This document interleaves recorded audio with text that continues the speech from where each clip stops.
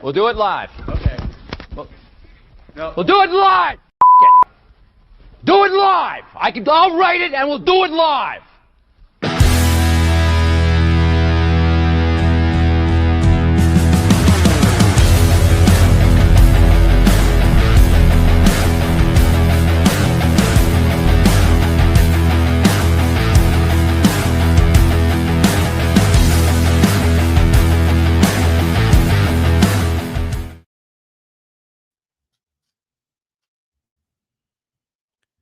I got no music. I got no sound on you. There, can you hear me now? There we go. Oh, Lord, what the hell happened there? I thought I hit the mute button, then I thought I was unmuted. Good evening, Dr. Jared Johnson. That's what I said when I got in here. Not a good start.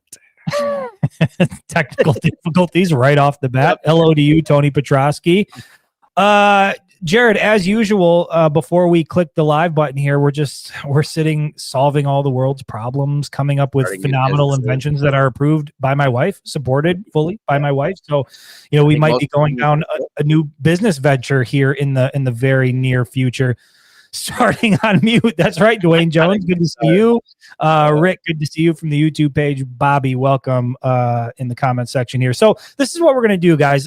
Look, I feel like it has been kind of a slow type week here with the bye week last weekend. There was some good football in the Big Ten. Jared, did you watch Penn State, Indiana? Did you watch Oregon, Iowa? What did you take away from this weekend's slate of games? Besides the fact that you were obviously gambling heavily and doing degenerate behavior over the weekend. We know that was happening. I did not gamble heavily this weekend. Moderately. We watched fine heavily. I can't believe you asked me if I watched the Penn State Indiana game. We were texting the entire game. You think I was just that's right. That's right. We were texting. We were texting play by play. I have no memory these days. Wow. My memory is like shot these days. I don't know what happened. I don't know if it's like remember because I was telling you should have bet on it because you picked it and then it turned out that you shouldn't have bet. And if I on gambling. Yeah. If I would have bet $100 because I sent you a text right before Indiana Penn State kicked off, I said Penn State's going to knock off Indiana today, and then it seemed like for a while there.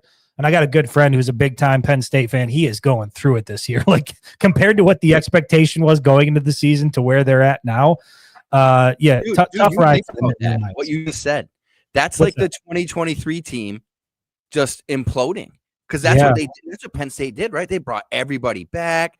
I mean, the quarterback came back, both running backs, all the defenses. Like that's what the 2023 team did, right? They brought all the. That Penn State team against Indiana looked like the Penn State team that you thought you were going to get this year. Right. And then they just imploded. Could you imagine if that had happened to us in 2023? That would have been wild. Jim Harbaugh gets fired. Wolverines fall off like that. It creates a totally different timeline. Dwayne Jones said he saw the game except the game-winning drive. What? How the hell does that happen? How does that happen, Dwayne Jones? Yeah, you got to answer that in the comments. Where did you go? Well, you know what? We might be able to address this because I'm thinking of this now in another way. We might be able to address this comment from Dwayne Jones later in the show. That might be a fair or foul situation here. I don't know how that happens. You go the entire game, you watch this play out, and then you miss the game-winning drive, unless you had some sort of obligation where you had to leave. What obligation? Kids being born? Wife, you got this. I'll be there in a minute. It's right. There's a wedding. You got some errand you have to run. Like there's life beyond sports, Jared, believe it or not. For those of us that aren't degenerates, like we live outside of the world of sports. What do you take care of your kids? Oh, okay. Well, Dwayne Jones not redeeming himself here. He went to the kitchen to make a snack. what could have said? Roast? Come on. Yeah, that's not good, dude. That's a fan fail right there. That is a fan fail from Dwayne Jones. We will address that later in the show. Tony Petrosky says emergency bathroom run. See, that's acceptable. Emergency bathroom run, acceptable. Emergency snack run during the game-winning drive, not acceptable. You don't bring the phone and watch football when you're doing an emergency bathroom run? Yeah, I listen. I did that. We had to make a trip to the grocery store. We were trying to put together some meals for the rest of the week, and had to go buy the ingredients. And I was walking through the aisles of Meijer with YouTube pulled up on my phone and watching Indiana Penn State phenomenal game. That's right. TFG to you, Dwayne Jones. Jared, look, this weekend's game against Northwestern. Before we clicked live, we were talking through it a little bit, and I said, just in terms of the game itself. I think the matchup, not a lot of intrigue. There's a lot of cool things happening around it. I mean, Michigan going to Chicago, first time the Wolverines are going to be playing in Wrigley Field, which I think is going to be an incredible setting. I am very excited to go out there just from a personal standpoint, take my family out there, be in the stadium to be able to witness that, for me to be down on the field and be able to capture that with my photos. I'm very excited to that. But in terms of the game itself, like, I don't know. I'm going into this one with supreme confidence for the Michigan Wolverines. I don't think they're going to be tested. But, Jared, when you and I talked about it before we went live, you seem to think that Northwestern might have a little something for the Wolverines on Saturday. What's playing into that mindset? Well, like you said, you think it's going to be a heavy run game. I agree with you. I think Michigan's going to do that. But if you've looked traditionally at games that they've played in these, baseball stadiums, the field's never that great. And that affects, running and cutting. Good thing that we have Jordan Marshall, who apparently doesn't like to cut and just runs people over. So it shouldn't be too much of an issue with him. But I think that, playing in an iconic area, iconic stadium, Northwestern's not a terrible team. Now, we looked them up. Some of their stats are averaging 21 points a game. So that's not scary or anything. But man, and the other part is just this Michigan team, man. You just never know what you're going to get. And but like you had a good point too. You talked about the weather, so thank God it's going to be a little bit warmer and not raining and all that. So they could throw the ball if they need to. They hopefully they don't have to just stick to the run game. But I think that field's probably not going to be the greatest. It just seems like every time I watch a football game on a baseball field, it's terrible. And God, I hope nobody gets hurt. That's all I can say. Yeah, I mean, Michigan certainly wants to avoid the injury bug when you look at the injuries they've sustained here over the last handful of weeks. I mean, a guy like Cole Sullivan's coming on and starting to make plays, and then he gets hurt and goes out. A guy like Jimmy Rolder's coming on, starting to make plays, then he gets hurt and goes out. Jay-Sean Barham kind of with a lingering injury. Justice Haynes, the big question mark there. Look, Sharon Moore met with the media today. What he said about Justice Haynes is that there's still some hope for a return. They're kind of taking it week to week. Look, you never really know what you're going to get until it's actually game time and you see who's suited up on the field. You're not really ever going to get any concrete answers. So we'll have to wait and see. But obviously, Michigan needs to stay healthy. Tony Petrosky in the comments is talking about they have Portillo's waiting for the Wolverines. My wife saying Chicago pizza oven grinder. Like, that's a big part of why we're excited to go out there, is to get reacquainted with the food scene out there in the Windy City. But Jared, you're talking about the weather there, and I'm excited for that. So it looks like it's going to be low 60s over the weekend, which, that's going to make for a nice fall Saturday at Wrigley. But when you're right there by the lake in Chicago, you're never quite sure what the weather is going to do. It could get rainy, it could get windy. And so it is going to be a test for the Wolverines. Somebody in the comments, I can't see where it's at this point, but somebody said, look, Northwestern is not going to lay down for the Michigan Wolverines. I think it was Tyrone that said this is Northwestern's Super Bowl. Yeah, this is certainly a big game for Northwestern. It's a big opportunity to make a statement. They do have a couple of solid linebackers, and the one thing that Northwestern does really well is their rushing attack, which is very similar to what Michigan does very well. And so if you're hoping that you're going to see fireworks through the air this weekend, I would just get rid of that mindset immediately, because this has all of the makings of an old-fashioned ground and pound fist fight for 4 quarters between the Wolverines and the Wildcats. Jared, when I look at the rankings here, when I look at the statistics nationally, so first of all, going into this, Michigan enters the game as a 10-point favorite. The Wolverines have won 8 straight over Northwestern. The Wildcats haven't beat Michigan since 2008. I think that game was in Ann Arbor. But total offense, Northwestern ranks 95th in the nation. Michigan ranks 50th. Rush offense, Northwestern ranks 42nd. Michigan is 12th in the nation in rush offense. Total defense, Northwestern's 33rd in the country. Michigan is 19th in the country. So both of these teams coming in with relatively solid defenses. But then when you look at the rush defense, and we know that both of these teams offensively are going to want to run the ball. Rush defense, Northwestern ranks 64th in the nation. They're giving up about 140 yards per game on the ground.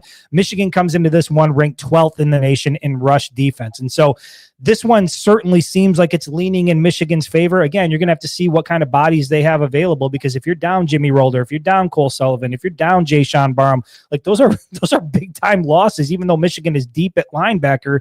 It's just going to be, I'm intrigued to see what this team looks like coming out of a bye and going into an environment that is, it's a historical environment. It's a new environment. You're playing at you're playing in a baseball stadium, but also, like, is it going to be same old Michigan? Are we going to see a little bit something new, some new wrinkles out of this offense? Are we going to see something that's going to give us some hope that offensively this team can put together some consistency and hopefully by the time November 29th rolls around, be able to knock off Ohio State? I guess, Jared, let me ask it this way. What is the biggest thing you're looking to see from Michigan this weekend? Like, what is it that you want to see from the Wolverines as they take on Northwestern? You know what I want to see? I just want to see crispness. Just crisp. I don't care if they throw it, whatever they do. Coming out of a bye week like that, I want to see just clean, crisp football, right? Like mistake free. No sexy football. I don't think it's going to happen. I just don't think it's going to happen. We talked before. I think they're just going to run the ball. I think it's listen, Jared. It depends on what your definition of sexy is, right? Like all last week. Sure. Like we know what my definition of sexy is, but some people don't mind seeing 50 rushes a game, a sort of 4-quarter fist fight where it's all ground and pound type thing. There's some people that look at that and think that's sexy football. I think one guy who thinks that is Sharon Moore, who's the head coach of the Michigan Wolverines. He's totally fine running that. That is his version of a sexy brand of football. Sexy's a win. Yeah, exactly. A win is sexy to me. That's what I think. And so I want to throw it out there. So they said it's going to be 62. So it's going to be 88 where I'm watching the game. I just wanted to throw that out, but just random. We know. On the beach. This guy's always, for some odd reason, it's like every other weekend, Jared's hopping on a plane and flying off to Puerto Rico for some reason. I don't know if you're drug smuggling. I'm not exactly sure what's going on, but you just kind of like, you spend a lot of time over there in Puerto Rico. I'm just export business, Chris. That's all I'm going to say. Here's what I'm looking for. It's the Feds. I just want to see consistency. Yep. I want to see the Michigan. Like, I get it. Northwestern is a good team, right? I'm not trying to take anything away from Northwestern, but Michigan is a better football team. And on Saturday, I want to see Michigan prove that. I want to see them be the aggressor. I want to see them dictate the pace. I want to see them own time of possession. I know they're going to lean on the rushing attack with Jordan Marshall and Bryson Cusdahl and Jasper Parker. We heard that from Sharon Moore today. So you're going to see a steady rotation, which is a good thing because you have to protect Jordan Marshall. You got to make sure he's healthy for November 29th. But I think Michigan's going to continue to do what it does best, which is lean on the rushing attack. But I also want to see in the instances where they do lean on Bryce Underwood in this pass attack, I want to see some consistency. And damn it, Jared, I want to see the wide receivers. I get it. We know that they need to bring better wide receivers to Ann Arbor. We know that they need to stack the deck. We talked about that on the last show, that if a premier wide receiver enters the transfer portal this offseason, Michigan has to be the most aggressive team in pursuit. There is no excuse not to do that. But they got to use the guys that they have right now. And so on Saturday, there's going to come a time where they got to move the ball through the air. I just want to see guys make plays. I think not just only as a fan, I think that that's going to be an exciting thing to see from this offense, but even more importantly for these guys to see it, to know that they can do it and to start to develop a rhythm before you get into that final regular season game, especially if this plays out the way we think it's going to play out, where Michigan's going to beat Northwestern. Then they're going to go on the road, beat Maryland, and then you're going to come back to Ann Arbor and you're going to be playing the Buckeyes for a spot in the college football playoff and looking to get your 5th consecutive win. And so Michigan will lean on the rushing attack on Saturday. All the metrics are lining up to suggest that. But at the end of the day, you still got to have a passing attack. You still have to be competent in the passing attack. And I just want it to not look like it's a foreign thing to them on Saturday. Like, I don't want to have those what the hell moments, what am I looking at moments. I guess if I could sum it all up that way, I feel like I spent a lot of time against Purdue feeling that way. And maybe to a certain extent, a lot of time against Michigan State feeling that way. Like, what the hell are these guys doing? The other thing, too, you touched on a little bit. We got to think towards the Ohio State game. I don't think Justice is going to come back. I just don't think you have foot surgery and come back and play at this level like that. I don't know if it's even worth his career. You're the doctor. You tell us. And that's what I'm saying. And please stop sending me those pictures. I'm not that type of doctor, Chris. But you need to get that checked out for sure. But anyways, that's why I send it to you. That is me getting it checked out. Yeah, that's not good, buddy. But I think you need to get Cusdahl and Parker some reps too to figure out who's going to be the number 2 back with Ohio State. Because even when Blake was the number one guy, right? Dono came out and made big plays. Dono had big runs. Dono, Jordan Marshall is not going to run every snap against Ohio State. It just ain't going to happen. I mean, that's a tough defense. He's going to be getting smacked.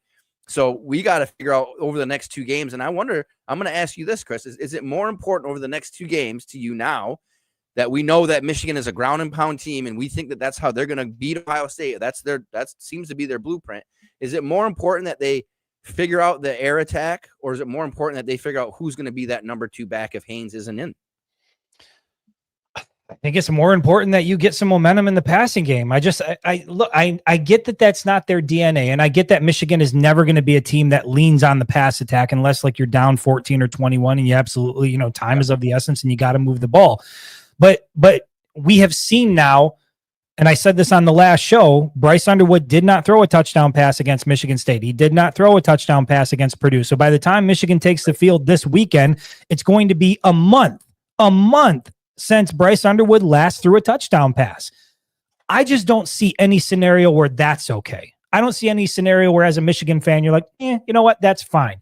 That's a dangerous way to live. That's playing with fire. And so I understand and believe that they're going to be able to run the ball against Northwestern. I get that they'll be able to do that. But I just think, like, if you're asking me what would I prefer, figure out who RB2 or 3 is, or get some momentum in the passing game, I say get some momentum in the passing game. It's not an ideal time of year to do it, right? You're now in November, and by the time November 29th comes around, we've talked about this, shitty weather, cold weather, probably going to be windy, and you're going to win that game by whoever runs the ball most effectively. It's going to be won in the trenches.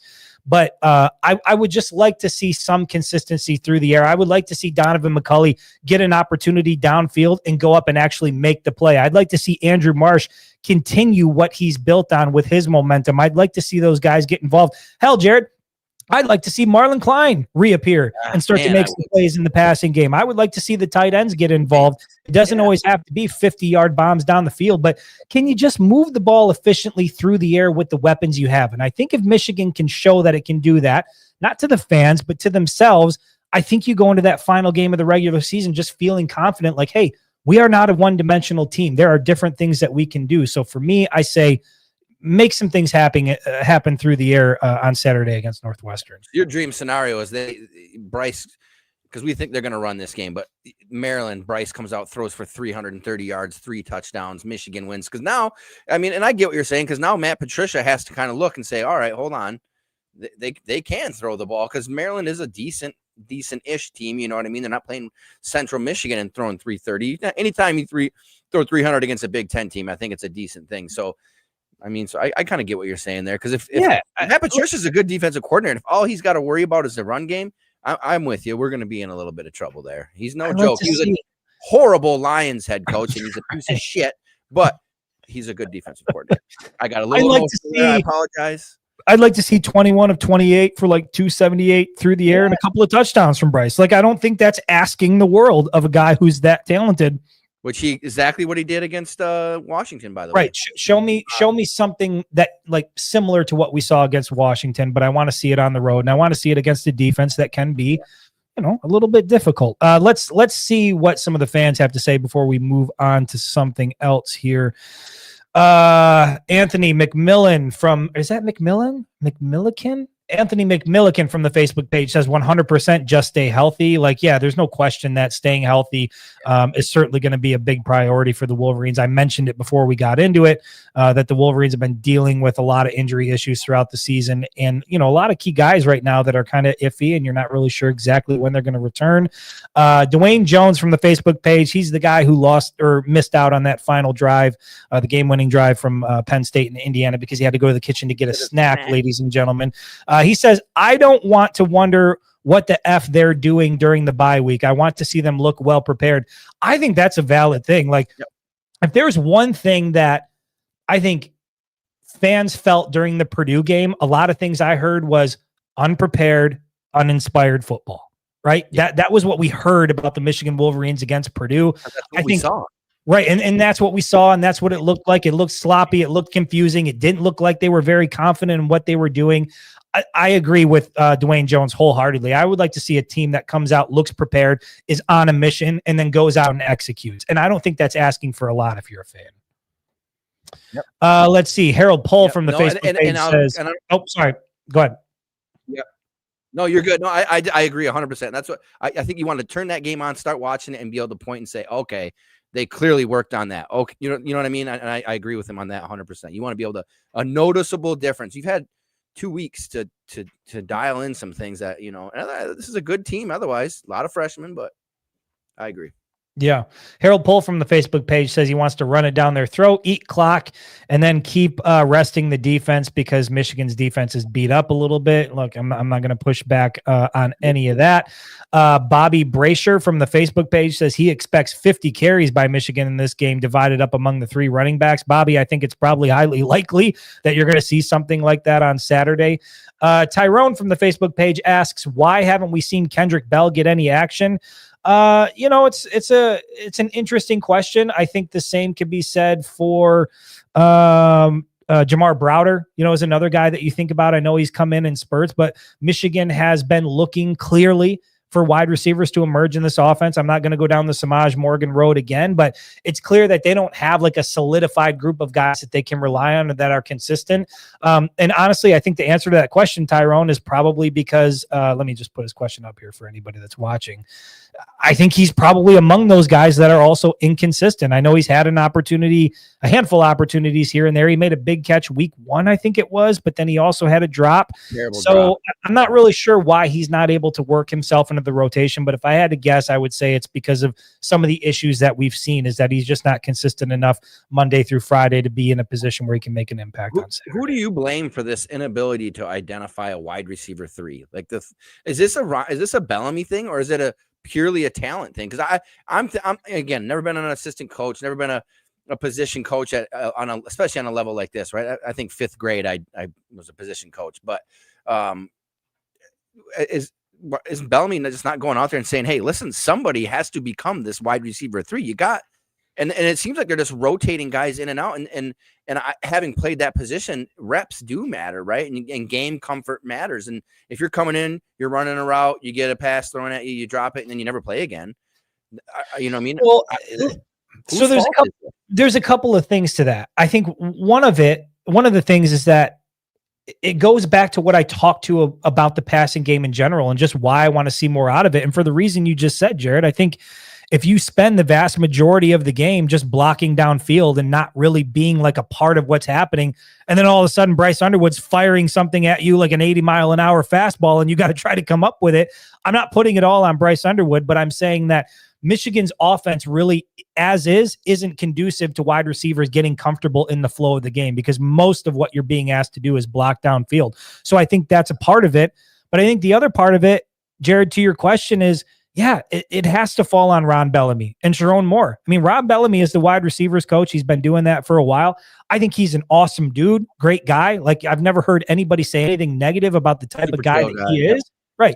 But what we've seen from the wide receivers this year isn't good enough. I think he knows it. I think the guys in that building know it. And I would be shocked if they felt otherwise. I mean, you heard, what was it? Week 7, they were talking about getting on the jugs machine and getting back to fundamentals and learning how to catch the ball with your hands. It's like, you guys are wide receivers at the University of Michigan. Like, this is shit you learn in Pop Warner. So like, part of that has to fall on Ron Bellamy. And I think that's why it is imperative that, Michigan's gotten away with it for a while now. Like, you had Ronnie Bell, you had Roman Wilson. You've been able to make use of these like smaller type shifty guys that weren't like premier type targets, but ended up finding their role at the University of Michigan. I thought that guy was going to be Frederick Moore this year. Frederick Moore is in the transfer portal. At one point in time, I thought it was going to be Andrew Anthony. That never turned out to materialize. So I just think it's been such a long time since Michigan has had a for sure, this is the guy at wide receiver, like a Braylon Edwards type wide receiver prospect at the University of Michigan. That's why I think this offseason, it has to be a top priority to make that happen. And I said it on the last show that, like, I don't want to hear about, well, we went out and got this transfer from UMass, or we went out and got this transfer from another lower level school. Like, there is going to be a big time target that enters the portal this offseason.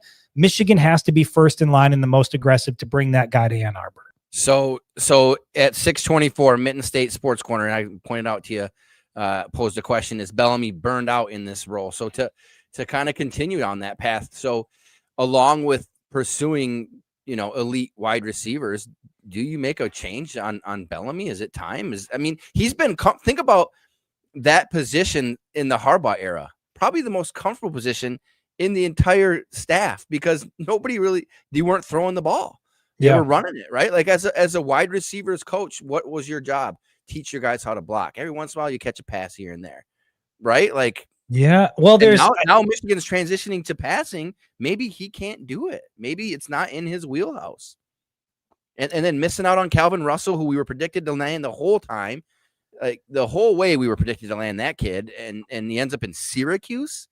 That doesn't make any sense. Here's what I'll say about that. And to be fair, I think you make a good point. During the Harbaugh era, like you didn't need big time wide receivers because Michigan was going to lean on that NFL caliber offensive line. They were going to lean on Blake Corum and Donovan Edwards and a stable of backs and Hassan Haskins. Like that was how Michigan went about its business. That whole boa constrictor, just lean on you till you break type offense.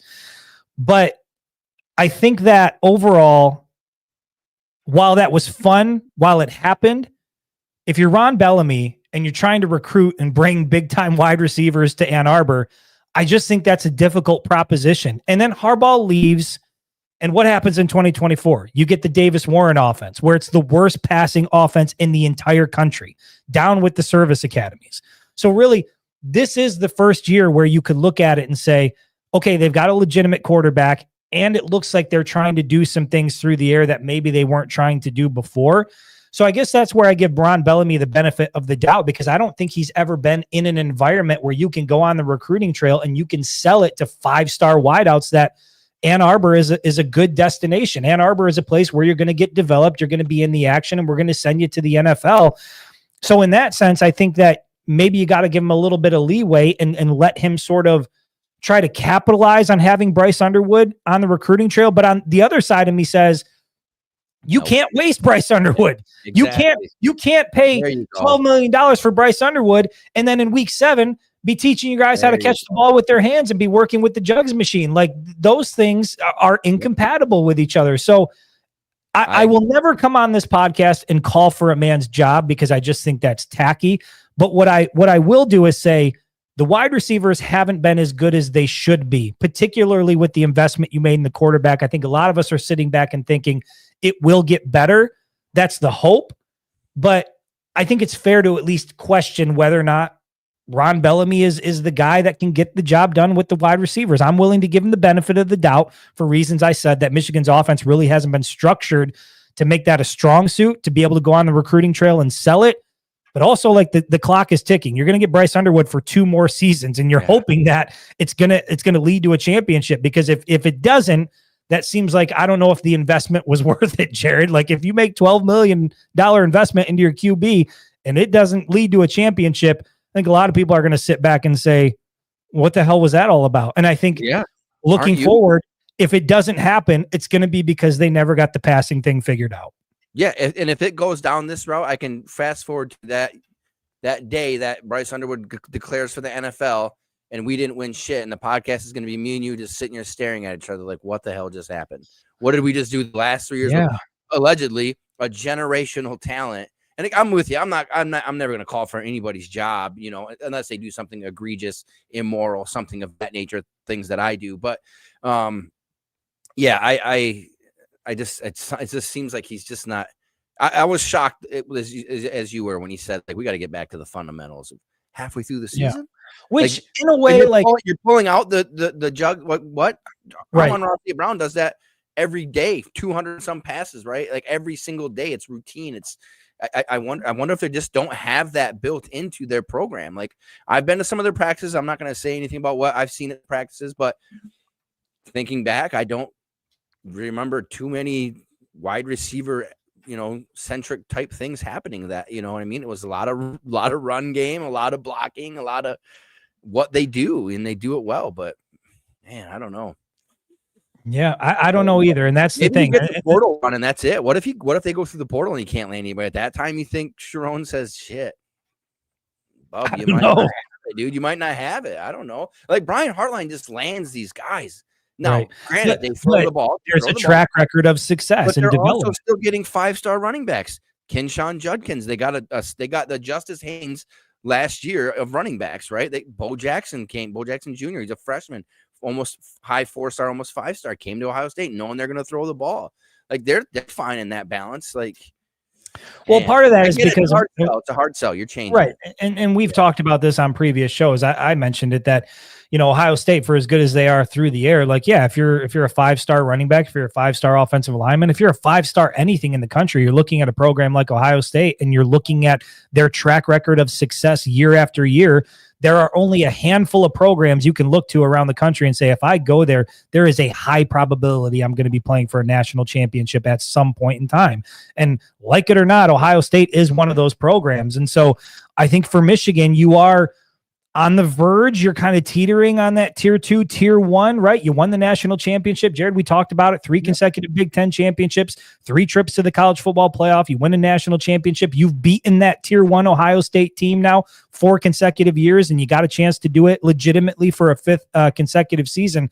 Michigan is there. I just think, man, the constant issues in the passing attack and the fact that, like, you can turn on Ohio State or you can turn on an SEC game and you could watch them push the ball down the field and watch an athlete go up and make an incredible catch, make an incredible play through the air. We saw Donovan McCulley do that against Oklahoma week 2 of the season, right? Where downfield he went up and made an incredible catch. But like, those moments are very few and far in between at Michigan. And a lot of times when it happens, it's not really in an impactful moment. And I just want to see that be a part of it. This has been such a big discussion between you and I, Jared, on this show in terms of like how important that aspect is. And I have come to terms with the fact that Michigan's DNA is always going to be as a run first team.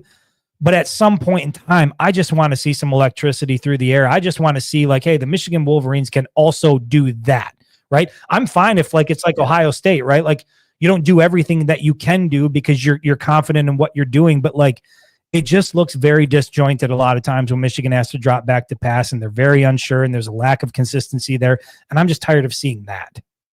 Yeah, and I'm with you. You talk about the McCulley catch, and it's almost sad that when you said that, I thought of McCulley's catch. I thought of Marsh's little one hand that we talked about. Was that a bad throw? Whatever. But I can't think of anything else for the whole season. But I've watched a couple Ohio State games the last 2 weeks. And there's probably been 5 plays where I was like, every time, shit, what was every that? time? Every time there's something that happens and it's impactful in the moment when it happens. It's a big play when they need it. And I mean, I guess when I say they need it, I use that loosely because they're usually playing pretty comfortable, but it comes at a time where it means something. And I think Anthony, from the Facebook page, Anthony Milliken, I want to make sure I get that right because I do have a habit of slaughtering names on here. I think that he's saying it exactly how I feel, where he says nobody is asking for an air raid. And then he follows it up with, we just want a comfortable 250 plus. And that's where I'm at. Like, I don't want 450 yards through the air. I think it'd be great to see it. I think it'd be awesome to see Michigan put together a game like that, but I don't need that week to week. I don't need it to be an air raid offense. I just want to see guys making plays consistently down the field when they're called upon to do so. And because it's so few and far in between and it's so inconsistent, we rarely get that. Yeah, I mean, it's not 250 is a little much, I think, but I think if you're consistent, I don't think so. I think it is. From a freshman quarterback, I really do. I think if $12 million doesn't buy you 250 a game. Okay, yeah, next year in the third year, 100%, but 250 a game in the Big Ten is not an easy feat. I think if we were in the 200 to 225 consistently week in and week out, that would be solid. 200 to 220. If Bryce Underwood goes out and throws for 225 against Ohio State and our rush game is decent, that's perfect, right? That's what you want. Yeah, I'm fine. I think I'm fine with that. I'm fine with that. And they win. That's it, right? And they win, right? I don't know, man. Something about a sexy loss over an ugly win. I'm tired of hearing about that, Jared. We've talked about that. I don't want to hear any more. I guess that's what I'm trying to avoid overall. I don't want to hear any more about like, oh, an ugly win is a win. I'm tired of watching ugly football, even when it leads to wins. I need to see some sexiness. Here we are. We're right back to make football sexy again. Make football sexy again. Make the t-shirt and get it over with.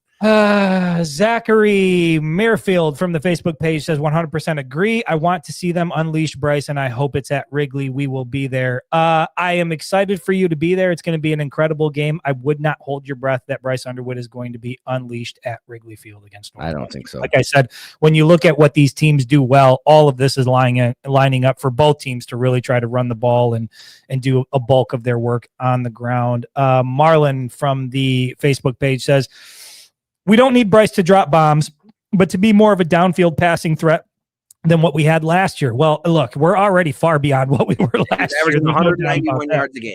Yeah, I mean, there's no doubt way about that. We're far beyond what we were last year. But he continues. He says, if we can do that, we can run the ball, own the line of scrimmage, and they can do what they did last year, but make it look better. I think that's what we're seeing right now, right? It's pretty much what we saw last year with a little bit more out of the passing game. And for better or worse, Michigan has proven that formula can lead to success. I get that they lost 5 games last year. That's not ideal, but you did beat Ohio State. You did beat Alabama. And I think by doing that, it reinforced that, hey, we can win football games, big time football games, by doing what we do best and what we've always done. And so I don't think there's a lot of an incentive to really change who they are fundamentally. So I think, again, going back to what I said, Michigan's always going to be a run first operation. And that's going back to our conversation about Ron Bellamy, Jared. I think that's a difficult thing when you're the wide receivers coach. I'm not trying to give him a free pass, but I just don't see it. It's NIL certainly helps, right? Offering millions of dollars can certainly help. But beyond that, I think it's a difficult sell if you're Ron Bellamy and Sharon Moore and you're trying to get an elite wide receiver who's looking around at an Ohio State or sees these other programs in the SEC saying, I can go there and I can make big time plays and I know they're going to get me the ball. I think that's a difficult sell if you're those guys. And I'm just not sure how you do it until you prove you can do it on the field. That's the big thing. Like, they can say all the right things and they can offer all the right things. But if I'm a recruit and I sit back and I look at Michigan's pass game from week to week and I try to put myself in that offense, I'm feeling a little bit concerned about what my role is going to be and what my numbers are going to be. And will they get me to the league? Well, I mean, and we always touch back on this. I mean, they're throwing the ball 20, 25 times a game average, right? He's right behind Julian Sayin on attempts. And like I said, I've never been a recruiter for football. I've recruited for the military, which is slightly different. But I mean, you look at a 5-star and say, listen, bud, you're going to walk out onto this field and probably play day one because we need the talent. Like, I mean, for that, and Michigan has a storied history when it comes to wide receivers. Like, bring it back. You know what I mean? That's what I'd tell a kid. Bring it back. We had Braylon Edwards. You know what I mean? We had Anthony Carter. We had Desmond Howard. Like, bring it back. You know, we've been able to throw the ball. Chip Lindsey, his history, if you're talking to the parents, because you got to sell the parents. I think more than anything, you got to sell mom and dad, right? They got this 5-star kid that's going to go to the league probably. You got to convince them that this is the place to be. Like, Drake May, that offense at North Carolina was incredible with Chip Lindsey, and they brought him back for a reason. They paid Bryce $12 million for a reason. You know, they're recruiting certain ways for a reason. Like, it's a ship. It turns slow, right? So, and I hope they can pull it off. I mean, I don't know. Maybe I'll go work for them and recruit for Michigan. I don't know. Do everything else. You do have some recruiting experience. Seth from the YouTube page. I'll solve all of this. Seth Scott says he doesn't care for sexy football. He loves watching playing bully ball as long as they are fundamental. They just look like a tank on the field of bicycles in 2023. Hey, and I'll say this. That was what really brought me around to that style of play, was watching Michigan just go and bully everybody on the field. Even though I wanted to see, excitement and fireworks through the air, I came to love that style of football because Michigan was winning as a result. And to watch a team be that dominant, I think, Seth, I'm right there with you. Like, bully ball is something that you can get excited about. But when you're not bullying teams and you're one-dimensional and you're not seeing a lot of fireworks, that's where it starts to wear thin. And so if they're going to continue that brand of football, they're going to have to do a lot of work, especially up front on the offensive line. I know that unit is young. I know that unit has had some key injuries there. But, I don't think that this team is the type of team that can line up and just shove teams around like they were able to do during that incredible run from 21 to 23. And that's where I think at some point in time, you're going to need to have more from the passing game than what you've been getting, at least on a consistent level. Well, hold on, Chris. I mean, I have a hard time believing that when Sharon Moore walks into, that Monday meeting, that somewhere in that top 10, he doesn't have listed, like, what do we want to do for Chris Breiler this week? You know what I mean? Like, how are we going to make Chris Breiler happy?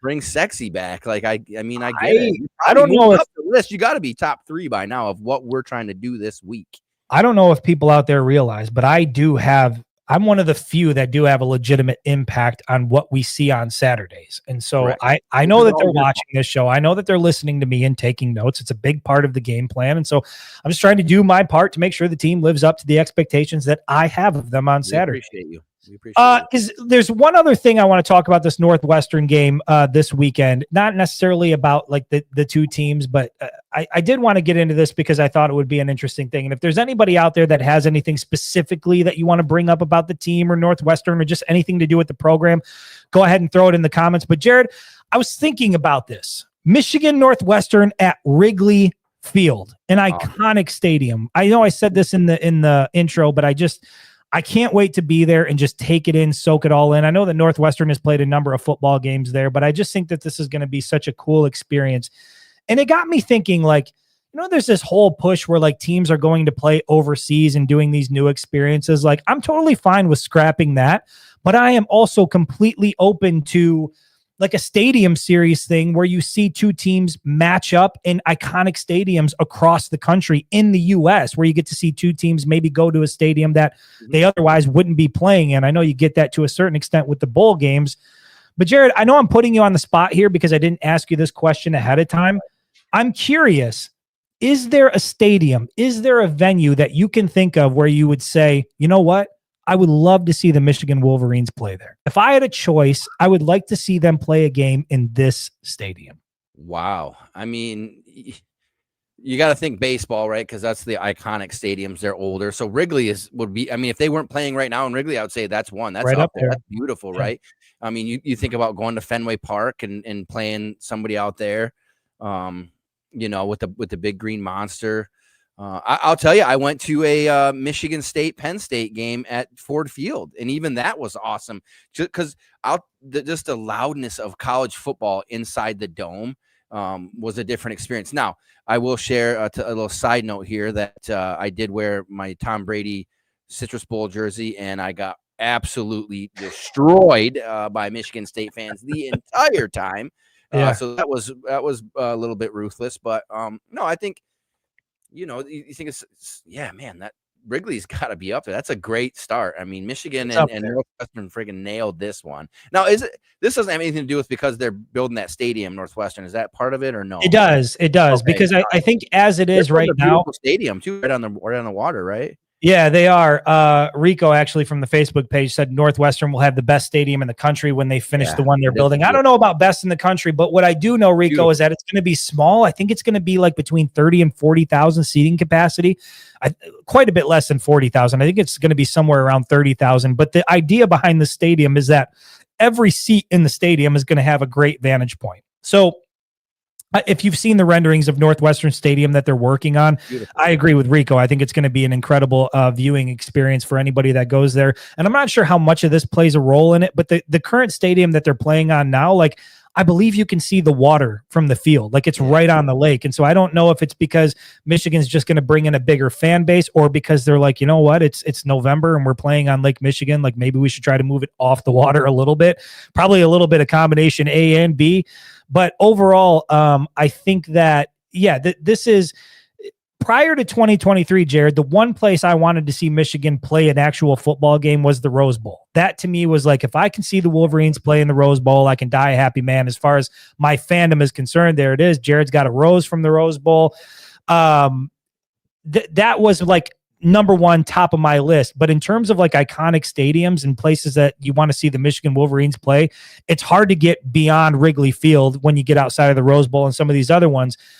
I see that Anthony McMillican from the Facebook page says Bristol. We saw that, right? Wasn't it Tennessee went and played at that NASCAR track right in the infield? And had like 150,000 people were there to see that one. There was somebody here. Let me see it. Bobby from the Facebook page. Bobby from the Facebook page said exactly what I said. Michigan at Lambeau. Michigan versus Wisconsin, I think, at Lambeau Field. That would be an incredible setting for the Michigan Wolverines when I was thinking about it.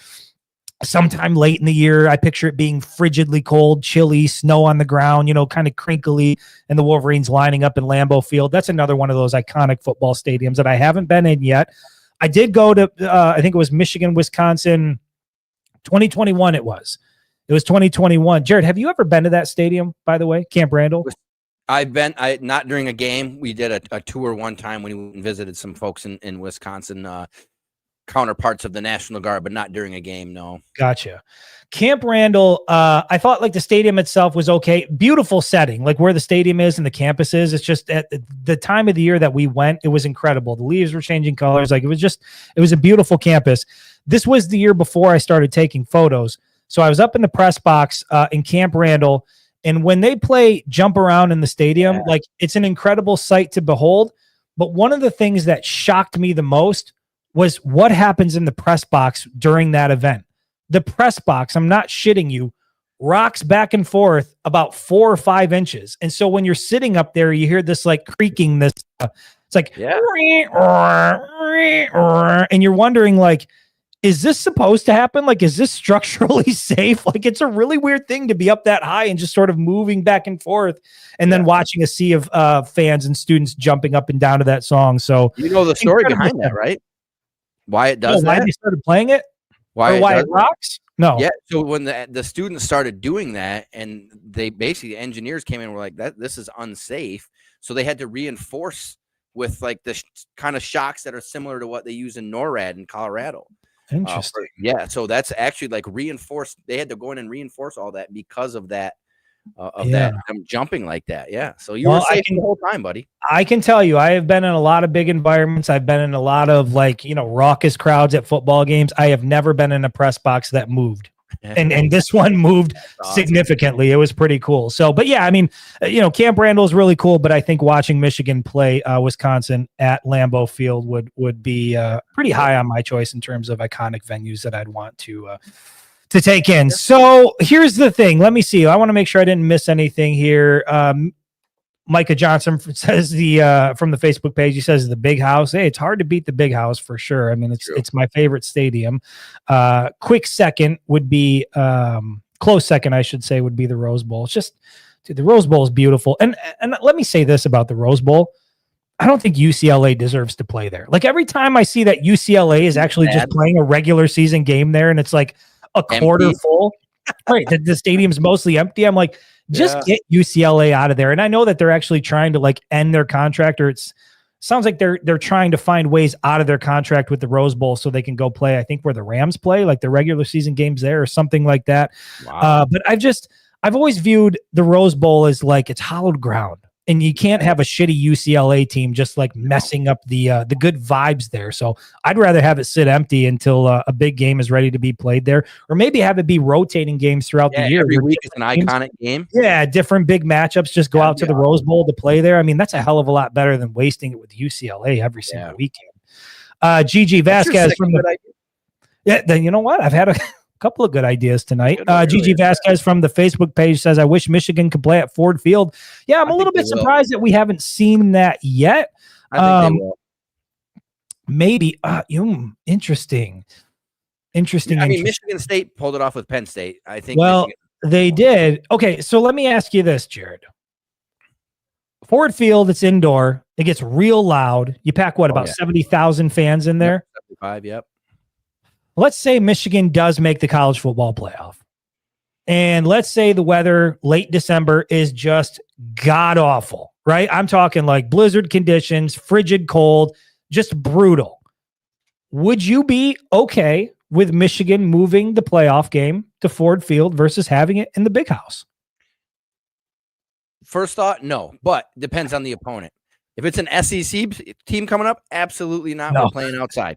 If we're bumping up against another Midwest team, we might as well do it inside. To be determined is really your answer. I don't listen. I think it would be loud, boy. I'm telling you. I went to the Detroit, Minnesota game last year. You remember? Yep. And I took my daughter, and I have never been in a louder venue. They were like 0.1 decibels away from breaking the NFL record, which is held by, I believe, Seattle, which is very loud. But it was incredibly loud in there. Like it was. Yeah, there would certainly be an advantage, I think, for being the home team in Ford Field during a playoff game and being able to utilize that noise. You know that Michigan fans would be, first playoff game really in Ford Field for Michigan. Like, I just think it would be off the charts. But at the end of the day, Jared, like, I don't care what the weather is. If you are breathing and you are physically able, you hold that game at Michigan Stadium, regardless of who the opponent is. I just feel like that stadium for a college football playoff atmosphere in late December with the elements, I think is like a throwback to like the same thing I was talking about earlier about Lambeau Field, where it's like the helmets without the actual bar on the front of it and the old like leather like type uniforms that they were wearing, like just a throwback environment for like a big time game. I think that would be awesome. But that's the only thing I will say about the big houses. It's and you've been to a lot more venues than I have, but I've been to different sporting venues. It's just not as loud. It just isn't. I mean, yeah. The acoustics just kind of go out, right? It's the way it's designed. And I've seen some renderings of like adding more press boxes to try to contain it. And I mean, God, can you imagine if you threw a dome on the big house though? 110,000 people screaming. I did some edits of that. I did some like renderings. Your eardrums would bleed. It'd be so loud in there. People were pissed. People were pissed when I put a roof on the big house. Cannot do that. Football is meant to be played in the elements. Just a retractable roof. Oh, let's see here. I'm going through more of the comments before we finish up here with a fun little segment, I think, to get us out. I like it. Let's see here. I'm worried about it, but I guess questions. A lot of people talking about playing at Ford Field. All right, here's what we're going to do, guys. We're at 50 minutes here, and I know that sometimes when we go along over an hour, the Facebook feed tends to cut out and say, like, look, you guys have gone on long enough. So I put together this little thing. I looked it up to get some of my questions here from like different articles that I found online, but we're going to do something called fan, fair, or foul. Fan, fair, or foul. That is a mouthful to say, especially if you're somebody like me who often says inappropriate things with tongue twisters. Fan, fair, or foul, Jared. I'm going to go through and I'm going to ask you these 8 questions. And I want to know from you, is this fair for fans or is this a fan foul? Let's start with number 1. And this might be controversial. There might be some people in the comment section that are pissed off about the direction that this could go. Number 1, Jared, fair or foul? Standing the entire game as a fan. Standing the entire game in the stands as a fan, fair or foul? Foul. I mean, it's just, I was at, again, Minnesota Lions game for the division. We didn't stand the whole game. You don't have to stand the whole game. I mean, you're talking timeouts and everything, or just during the play? During timeouts, maybe you sit down, maybe, I don't know, but during the play of the game, the entire time, you're not a person who sits and then, you stand maybe on a big third down or something. You're standing the entire game. No, sit stand for me. That's not, I don't think it's a foul. It doesn't bother me when people do it. Cause honestly, somebody stands up in front of me, I stand up, you know what I mean? It triggers it, but yeah, I don't stand the whole damn game. I move when the crowds move. We've got Dwayne Johnson saying that it's a foul. We got Tony Petrosky advocating for it. He says it's fair. The whole damn game. Matt Kirby says he loves it. It is fair. Gigi Vasquez says it is a foul. Look at they're kind of split down the middle here. Gigi's sitting in her picture. Says, sit your ass down. Rico says it's a foul. Yeah, Scott from the YouTube page says sit your ass down. Hold on. EG nailed it. There's a time to stand. There you go. That's fair. Okay. Yes, there is a time to stand, and that's where I'm on. Like, I took my son to a soccer game at Soldier Field in Chicago, and there were some people who just stood for the entire event, and I just don't understand. Like, you got these nice seats in there. It's nice and comfortable. I get it if there's a big play or something that happens. But when you stand the entire game, like something to think about is when you stand the entire time, even if the person behind you is standing, maybe it is a kid. Maybe it's like an 8-year-old who's there to see their first game and they can't see beyond you because you're there causing a ruckus and for some odd reason feel the need to stand the entire game. But I have seen this. We see this time and time again, like on social media, where there are fights breaking out in the stands because there are some people who just don't want to sit down. As a photographer, Jared, I can tell you, I've been down on the field and I have heard commotion behind me. And there are arguments that take place in Michigan Stadium every single time I'm there where somebody is screaming at somebody else to sit down and the person in front of them just doesn't give a shit. So I am also of the mindset that it's a foul. I think if there's a big thing happening or there's a big play and everybody gets on their feet, sure, go ahead and stand. But standing the entire game, to me, that's foul play.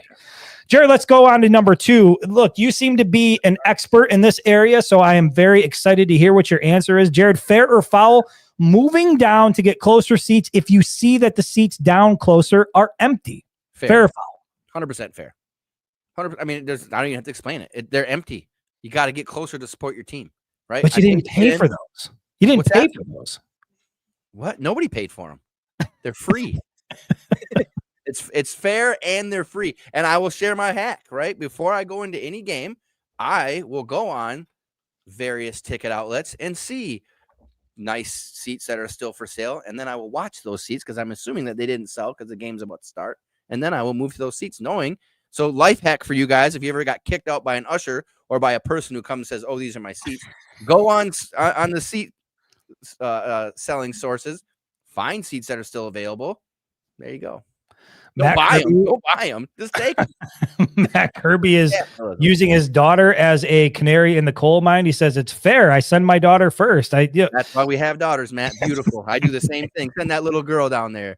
Tony Petrosky says it's fair if you're eyeballing it long enough and nobody shows up. Then yes, moving down is fair. Bobby from the Facebook page says it's fair, but I just stay in my seat. They might come back. Rico says it's fair. He doesn't do it. Everybody seems to think that this is unanimous here, that it is fair.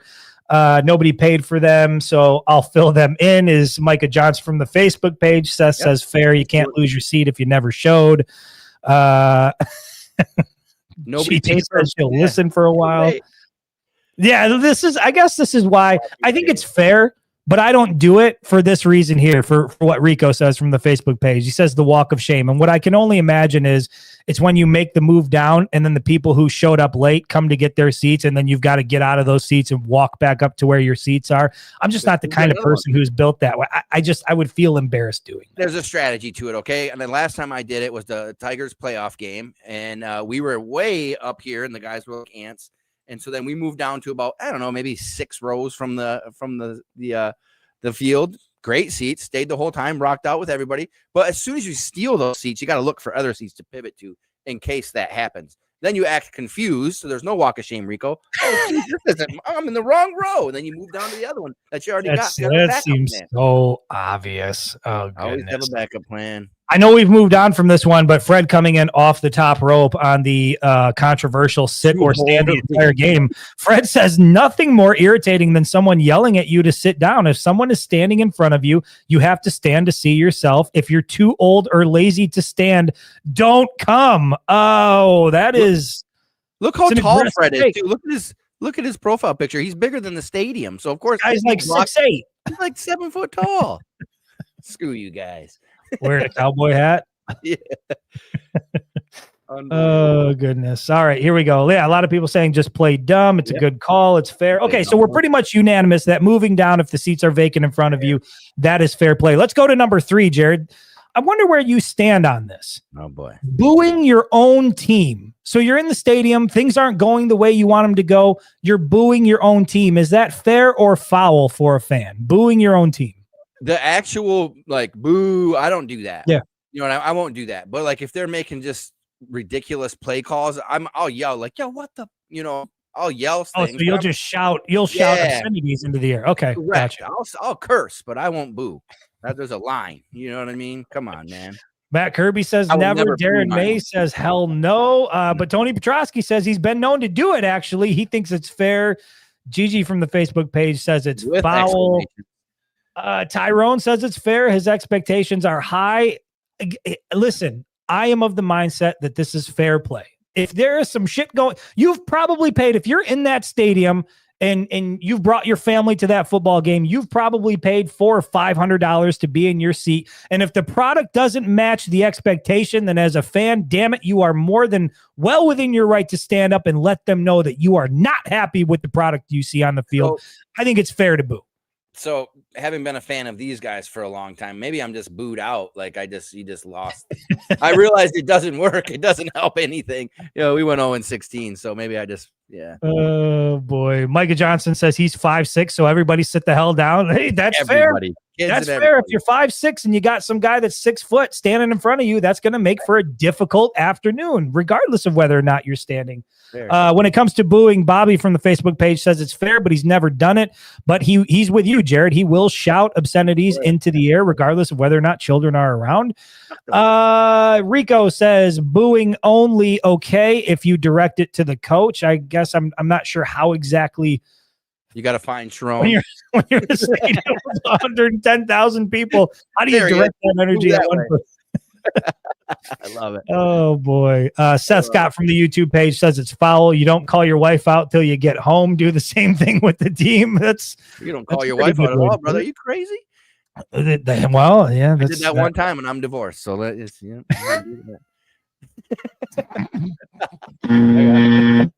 That's never call your wife out, damn it. All right, let's move on to the next one here. Where did we stand on that? Where are we? Booing your own team? It seemed like everybody's pretty split on that. It's fair, but never done it sort of thing. Kind of 50-50. Yeah. All right, we'll go 50-50 on that one. How about this? Number 4. This one irritates the shit out of me when I see this, Jared. Where you stand? Number 4, fan, fair, or foul, being on your cell phone at the game. You're at the game, things are going on around you, a play is taking place, and you're messing around on your cell phone. Is that fair or foul? We live in a very technological society. We are attached to our phones all the time. Jared, how do you feel about being on your phone during the game? Me personally, hard pass. Ain't gonna happen. For one, I mean, if you're at Michigan, if you're at the big house, if you're on your phone, I don't know what you're doing looking at pictures because the Wi-Fi sucks. So you're not doing anything. You know what I mean? Now Lions, I'll go to Lions games. They have decent Wi-Fi. I might check my fantasy team, but not while they're playing. You know what I'm saying? Like I might check in on your bets. Check out my bets, but not while they're playing. You know what I mean? The quarterback's not dropping back, and I'm checking Facebook. Now, I will say because sometimes some people that come to the game aren't super fans, like people here. For my daughters, like they'll be on their phones and shit. I don't care about that. You know what I mean? Not everybody is there to be a super fan like we are. So I get it. You know, sometimes people are just to support you because that's what you like to do. You know, my 5 for years, but no. Listen. Everybody seems to be pretty unanimous in this one. Jill from the Facebook page says foul. Rico says it's shameful. Matt Kirby says it's absolutely lame as hell. Rick from the YouTube page says I'll just say he's not a fan of it. And the Lord's name. Like he's serious. Gigi agrees with you. There is no service at the big house. Yes, so it's really hard to be on your phone. Fred zooming in on her phone. I get that. Gigi said she zooms in. Brent says it's foul. Bobby says it's foul. Corey says pay too much for that ticket to be on my phone. I think a lot of people feel that way. The Wi-Fi doesn't work. Unanimous. Blocking it, standing up. Stay off your phone. I mean, you pay all the money to be in the stadium to have that experience. Damn it, Jared, there's got to be one place in this world, one place in this life where we're just comfortable setting the phone down for a few hours. And if it's not at a sporting event, then where the hell is it? That has to be our last, sacred ground of just let's put the damn devices down and just be in the moment. Let's just be here. But everybody wants to capture it, which is very hypocritical coming from a guy who stands down on the sideline with the best view in the stadium and spends the entire time looking through a little viewfinder like this. So I don't hate when people are using their phone to take pictures and stuff though. You know what I mean? Like I don't hate that, zooming in on plays or whatever. But if you're literally if I see you texting people, I'm like, dude, why even be here? That's fair. Everybody that you need to be here is here. We're all with you.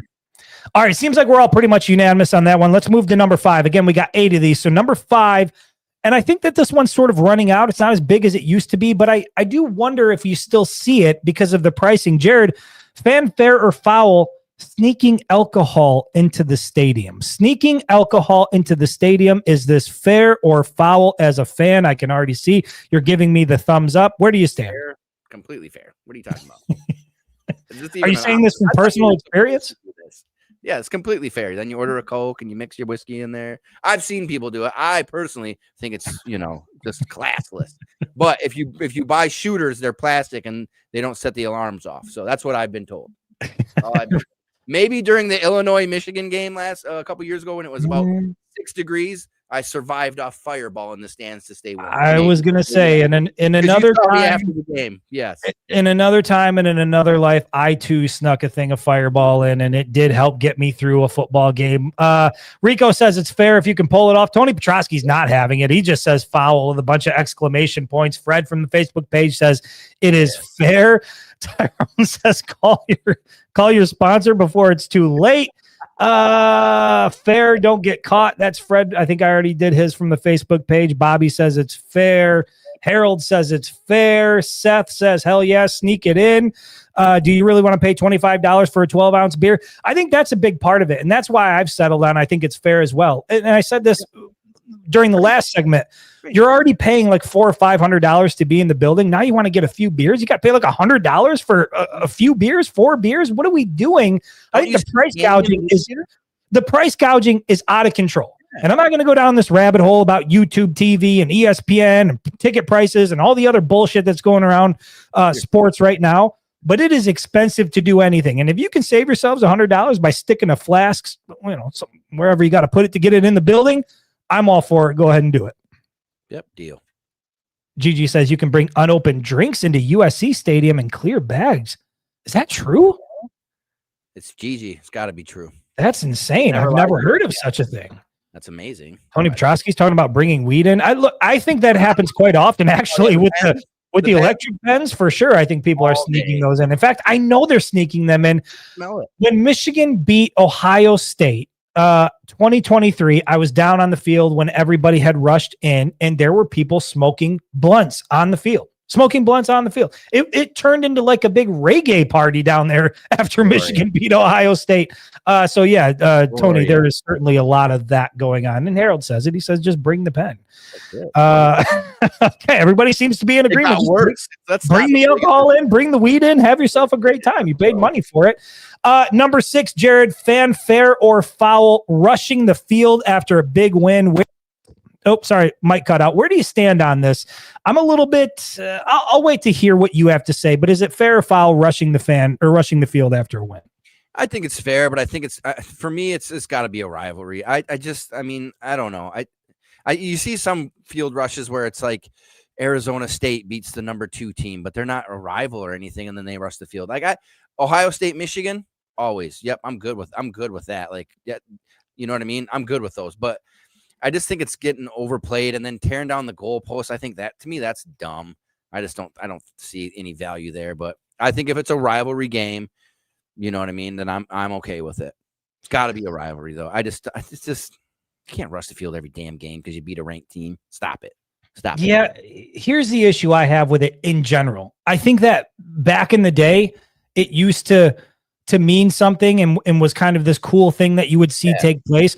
Maybe it's just a byproduct of the era that we live in this life where everything is driven by social media and trying to go viral and do things. But I just think we're headed in a dangerous, where like you see, you've probably got people like you, Jared, sneaking alcohol into the stadium, getting completely drunk, and then going down on the field, acting belligerent. We have seen, regular citizens running up to players, holding their phone up, and then giving a player the middle finger and like doing these things. And I think that what it is now isn't what it used to be. And I'm not saying it used to be all, vanilla type stuff from fans on the field. But I just think that in today's day and age, I'm concerned with what it means. In addition to players getting trampled or sort of losing sight of where they're at or running into some, I guess, some not so great interactions with players and fans. I just think it's a recipe for disaster in today's cell phone era, today's social media era, because there's always somebody trying to push the boundaries. There's always somebody trying to do something. Yeah. Speaking of that Michigan-Ohio State game, I saw a fan down on the field grab a player's helmet and take off running. I don't know if they actually escaped the stadium, got away with it. Kudos to them if they did, because you've got an awesome keepsafe. But that's the type of shit that's going on in the field now when people are rushing. They're not just out there to like celebrate and have fun. They're out there smoking weed and stealing shit and trying to go viral and interacting with players. And it just seems like a recipe for disaster. You just named a bunch of celebratory having fun things. That's all I heard. You ain't stopping 110,000 people though. So move on to the next one. All right, let's go. Jared, this one's going to hit near and dear to you. Number 7. And I've heard people that have an issue with this, but number 7, wearing the jersey of your favorite player. Is that fan fair or fan foul? Wearing the jersey of your favorite player. Of course that's fair. What is the point? What do we do here? What else are we supposed to wear, Chris? I don't know, but I'll say this. There are people that have a legitimate issue with, maybe I should put a caveat in there. Yeah, as an adult, right? If you're a child, if you're I don't know, kind of like a preteen sort of age, like wearing the jersey of your favorite player, I think that people are by and large okay with that. But there is a movement of people out there who think it is inappropriate for grown men, adults, to be wearing jerseys of other adults. Yeah, I'm gonna pass on this. I don't even know what you're talking about. People wear political shit nowadays. Like everybody's wearing. I mean, what are we doing? Like, so that dude, he can wear a hat or a shirt and call you out for wearing a jersey. Like, plus you're supporting the kids. Now the kids get a cut of that. So There you go. You're supporting the kids, so you can go to hell with that idea. Plus, I like walking around, man. I'll tell you, like, my favorite jersey I have is the Tom Brady Citrus Bowl of his last game against Alabama. And like, I'll wear that, and people will be like, "Oh, that's a dope jersey. I remember that game." And then I'll see somebody wearing, like an old Woodson jersey with the Rose Bowl. I'll be like, "That's a dope jersey." Like, and I'll tell you, hockey. If any hockey fans in here, hockey has so many different types of jerseys. When I go to Red Wings games, and people just incredible jerseys, and they will call each other out like, "Oh, that's an awesome jersey." I remember. I mean, no, it's completely fair. If somebody says, I don't know where it came from. I don't know where it started, but there and still is a big conversation about adults wearing jerseys and wearing the name of somebody else on your back when you're an adult. There is a big movement of people who just think that's foul play if you're a fan. I'm not in that. I don't wear jerseys, really. I don't, if I'm at home, I'll throw one on when I'm with the kids or whatever. I don't wear jerseys out, but I don't have any problem with somebody that wears it, especially to a football game. I mean, what else are you going to wear? I wear autographed jerseys out sometimes.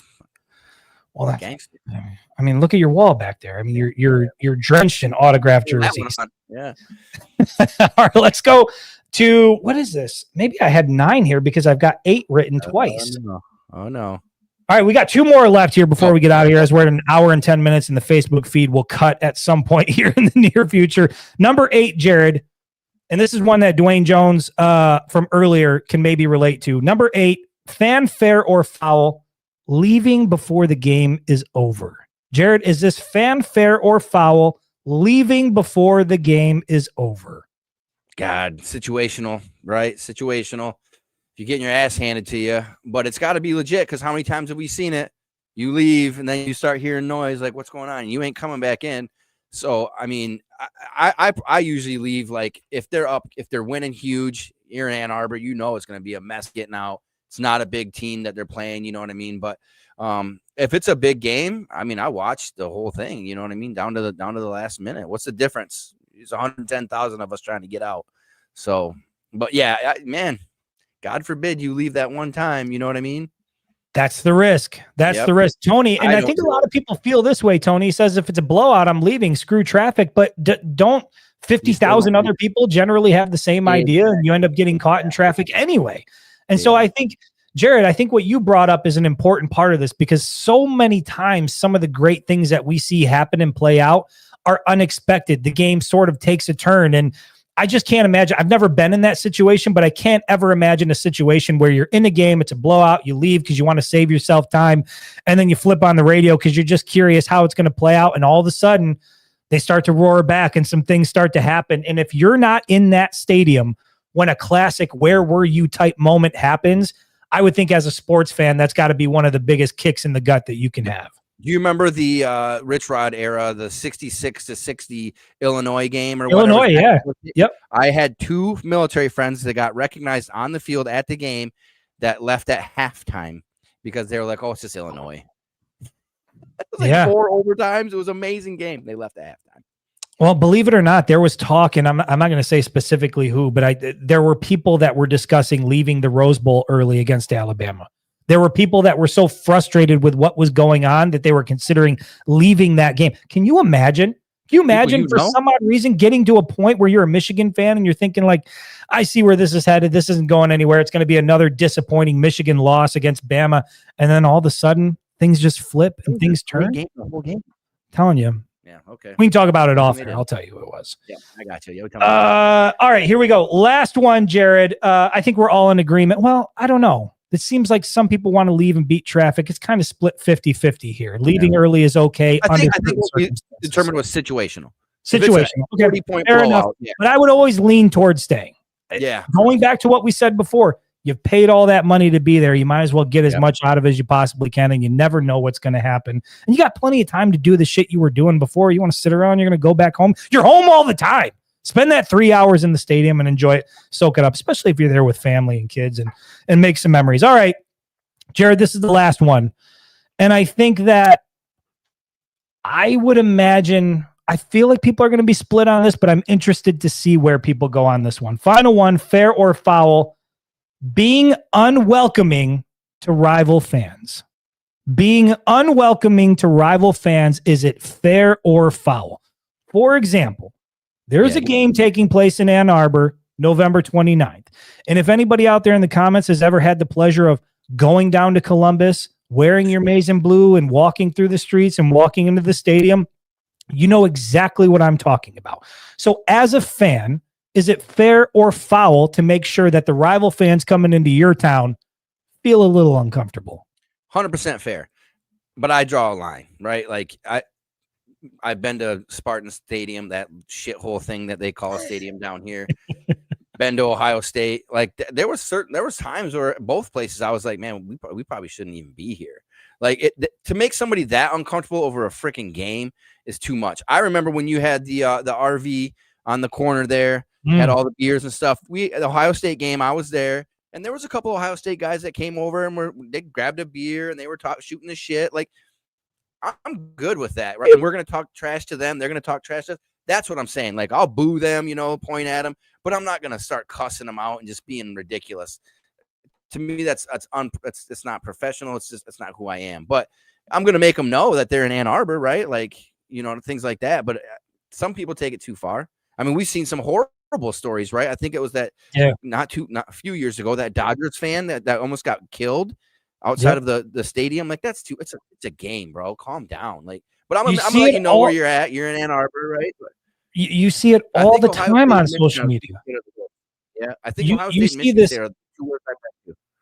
Yeah, but there's some people that say that about Michigan as well. But you see this all the time where on social media, there's fans punching each other out in the stands, or they're on the concourse and they're fighting each other and they're like jumping each other. Like, I just think I agree with you, Jared, and I agree with what a lot of people are saying in here. It's fair, but you don't do it to kids. And there's a line that you draw, like where there's rivalry banter, and maybe that's the biggest problem. Is like people don't know where to draw the line. They've like, in a lot of ways, look at what happened to the Michigan State rivalry. Like, even leading up into this game, some of the discussion surrounding this game was just flat out toxic. And maybe people who don't spend a lot of time on social media aren't exposed to it. It's just a natural thing, I guess, to take place. You know how Twitter is and a lot of these social media apps. It's just toxic.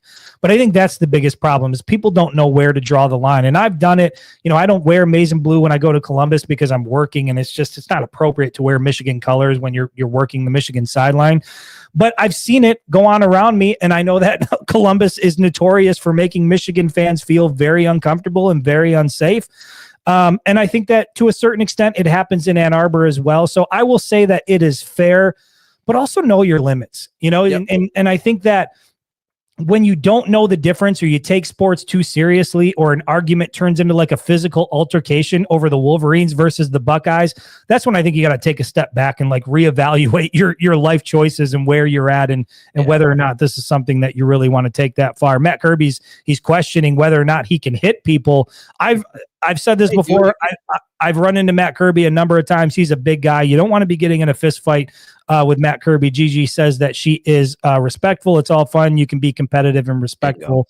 That's where I'm at. Rico says it's foul unless they get disrespectful with you first. Corey says some people take sports too seriously. It's called entertainment. Tony Petrosky's pointing out the fans in Philly, like for sure. Philly, New York, like those types of fans.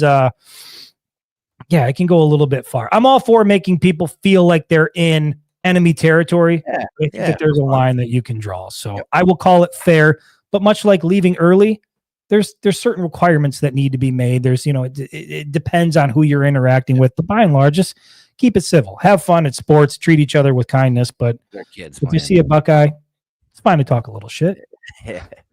All right, Jared, 118 minutes. We didn't cut a feed, so that's pretty good. That might be a record for us. Tony Petrosky says, go Blue, see you Thursday. We are tentatively right now planning on doing a live show on Thursday, but it depends because Jared's going to be in Puerto Rico. He's going to be wearing his, what do you call it?